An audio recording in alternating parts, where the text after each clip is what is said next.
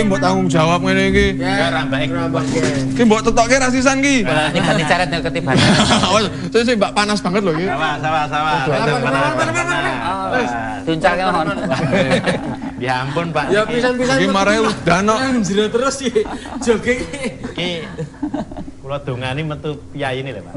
Mas ojo. Saniki niku bareng wong tuh judeg. Sini balik ngeten kabeh niku. Anu lho Mas, niku nek teng Klaten niku Pak, teng Yogya niku di ngeten Pak dilus-lus. Jalukane nggih gampal Mas.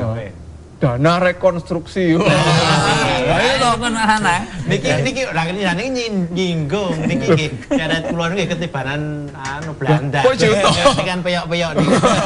Ora Ning dereng entuk bantuan. Ora dicatet tok. rekonstruksi. Itu dene rada peyot meneh kowe entuk gitu. Terus ngene Mas, nek kabar king Klaten kali sekitarnya pasca bencana? Ya sebetulnya kan dana rehab rekon itu dijadwalke kalih Pak Gubernur. Nalika kula ditimbali Mas Aryo Bimo ke Jakarta sana katanya nanti minggu kedua November itu sudah turun. Sudah selesai gitu. Sehingga nanti akan disambung dengan yang tahap kedua dari perubahan Mas. Iya, Tapi faktanya ngantos Sri Kalenggahan ini termasuk desa saya itu dana rehab rekon itu belum selesai.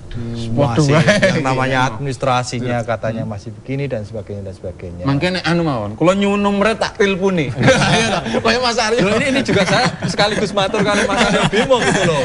Soalnya kita dulu kan begitu. Kita sambung telepon Rumin. Wah, ya aku tewas main telepon ditelepon. Halo. Halo. Selamat malam Pak Nyun Sewu. Halo, selamat malam. Sekalian lho, Pak.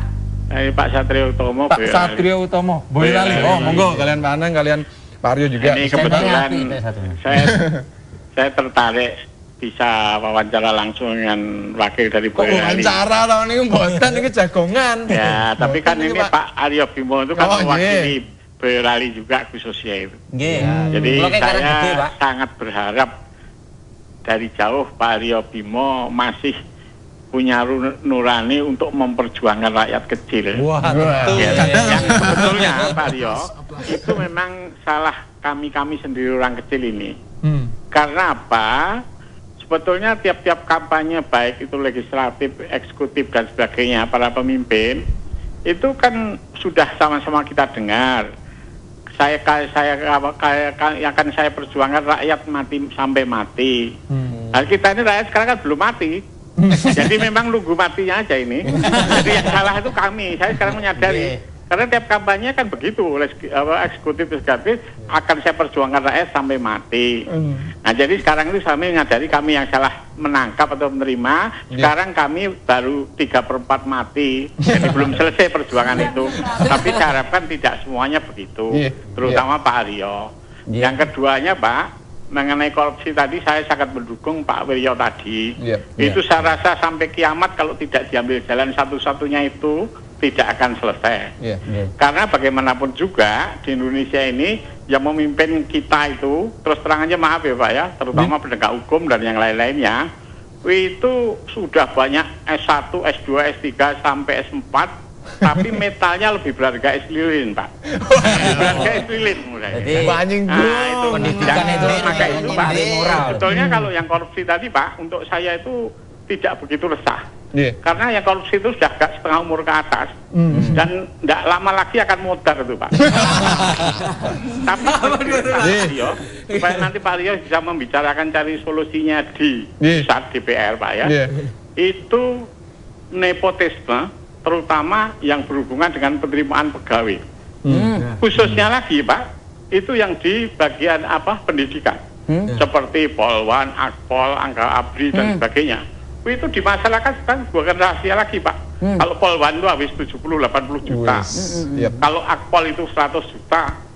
Ya toh, kalau Abri itu murah karena enggak rezekinya enggak banyak toh, mungkin 10 juta kalau TNI itu Pak ya. Jadi saya rasa suara Pak Aryo ini saya minta supaya dicari solusinya di pusat. Karena kalau saya tiap wawancara begini dengan tinggi-tinggi itu mau dari kepolisian, dari angkatan darat, itu jawabannya tuh jawaban yang kuno Pak. Suruh cari bukti dan sebagainya. Sedangkan kalau nepotisme itu lebih berat lagi masalahnya dari korupsi, karena ibarat kentut Pak. Kentut itu kan ada bau tapi sulit untuk ditangkap. Siapa yang mau bisa nangkap baunya kentut? Padangan itu ada. Jadi saya harap Pak Satrio juga terutama untuk nepotisme Pak. Pembuktiannya sebetulnya lebih gampang kalau tadi korupsi itu terbalik, pembuktian terbalik. Kalau nepotisme itu gampang kok Pak sebetulnya. Ya toh? Gampangnya sekarang saya lihat baik penerimaan itu Akpol dan sebagainya, Polwa dan sebagainya termasuk pegawai negeri ya, terutama di BUMN.